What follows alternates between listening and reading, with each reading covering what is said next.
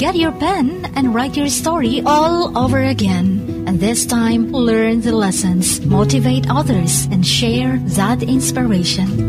Dear Mugs FM with DJ Chini. Just because naging masaya kayo nung kabataan, hindi yun magiging assurance na magiging ganun pa rin sa kasalukuyan. Hindi naman kasi pwedeng puro puso ang pairalin pagdating sa taong mamahalin. Dapat pinag-iisipan din dahil kailangan ito ng utak pagtuyo na ang damdamin. Dear Max FM, please call me Mr. GCQ. When I was in elementary, I met this girl and her name is Kafra. Dito nagsimula ang aking puppy love. Pero mas naging mature pa ang aming relasyon nang nag-high school pa kami. May mga selosang nangyari, pero kasabay ng aming pag-matured, ay unti-unti na ring lumaki ang aming mga mundo. Kung saan, Chin, tuluyan na kaming nawala sa isa't isa dahil sa lawak ng aming mundo. Hanggang nung nag-college na ako sa Jensen. After how many years, nagkita ulit kami sa hindi inaasahang sitwasyon.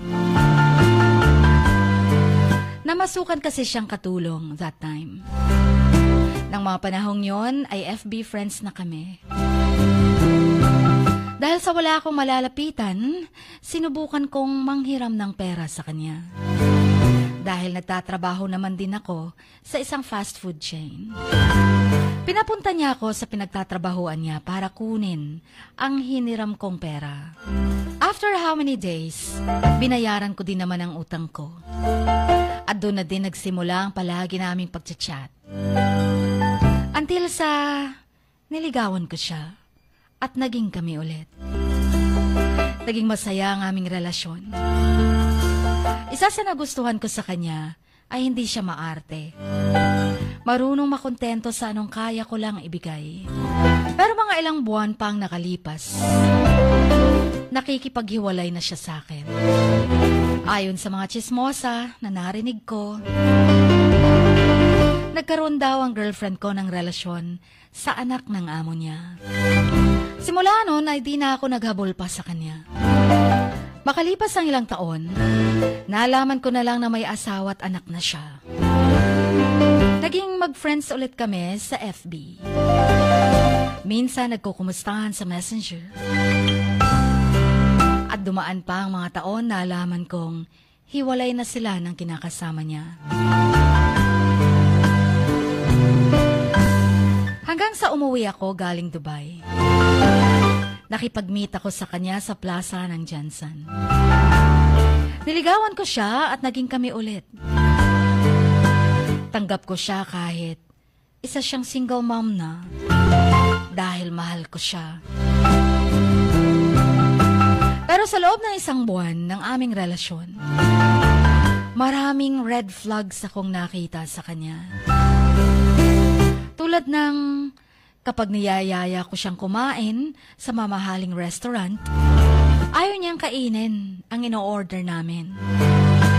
Sa halip na masayang, ako na lang ang kumakain. Dinala ko din siya minsan sa Starbucks, pero hindi rin ininom. Sabi niya, di raw daw niya gusto ang lasa. Nanood din kami ng sine. Sa halip na mag-enjoy kaming manood, napalitan ng inis. Dahil di naman siya nanonood, sa halip naglalaro siya sa kanyang cellphone. Kahit naiinis na ako sa kanya, pinipigilan ko lang. Ayokong isipin niya na nanunumbat ako. Dahil di naman ako nanunumbat talaga. Gusto ko lang ma-experience niya ang mga bagay na di namin afford nung kabataan namin. Kung ayaw niya, sana'y tanggihan na lang niya ang paanyaya ko. Pero tiniis ko pa rin yun. Dahil ayokong isipin niya na ako ang nasusunod sa relasyon namin. Ayokong isipin niya na dahil ako ang may pera, ako na ang magdedesisyon sa aming relasyon. Until one day, isinama niya ako sa palengke. Sumama naman ako. Pero yun na pala ang huling pagsasama namin.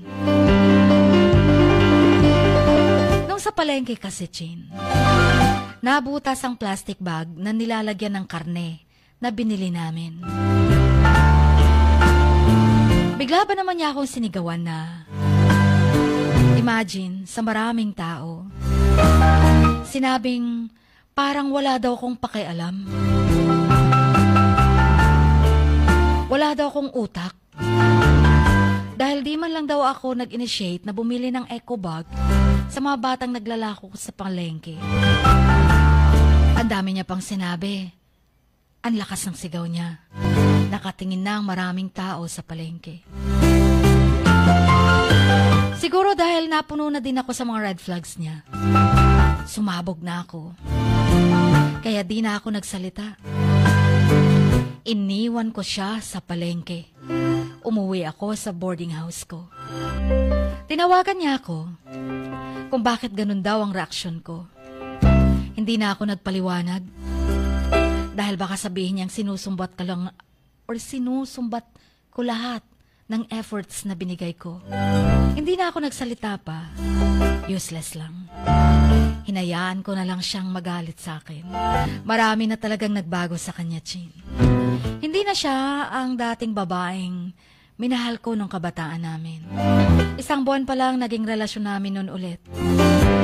Pero parang pang 1 buwan na ang bad attitude na pinapakita niya.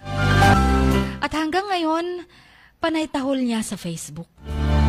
Nagpaparinig sa akin. Hindi na rin ako nagparamdam sa kanya. Hinahayaan ko na lang siya. Dahil ako ang mas nakakaunawa, kaya uunawain ko na lang siya. Kahit nakakarindi na ang mga pinopost niya tungkol sa akin. Mga kamaks, tama ba ang ginawa kong pakikipaghiwalay sa kanya? Or medyo OA lang ang reaksyon ko dahil nagbibilang ako ng mga red flags sa partner ko? Please enlighten me. Please advise me. Please play my requested song, If I Should Love Again. Ang inyong kamaks, GCQ.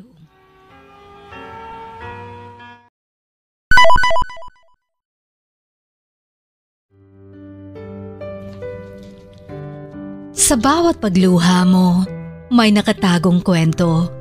Sa bawat ngiti mo, may gustong sabihin ang puso mo. At sa likod ng iyong halakak, at maging sa pagkabiko mo, may mensaheng nakabalot sa iyong pagkatao. At ang tanging nais mo lamang ay mapakinggan ang mga ito ng buong mundo. Dear Max FM with DJ Chini. Life has got all those twists and turns. Stand up for what you believe in. What lies behind you and what lies in front of you pales in comparison to what lies inside of you. Dear Max FM with DJ Chini.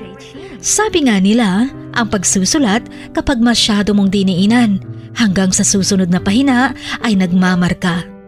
Katulad ng pagmamahal, kapag masyado mong ibinigay ang lahat, yung sakit na gawa ng nakaraan, dala pa rin hanggang kasalukuyan. Dear Max FM, you own your story and you are the author of your own book of life. Don't let others write your script, but let others hear your story and make them inspired.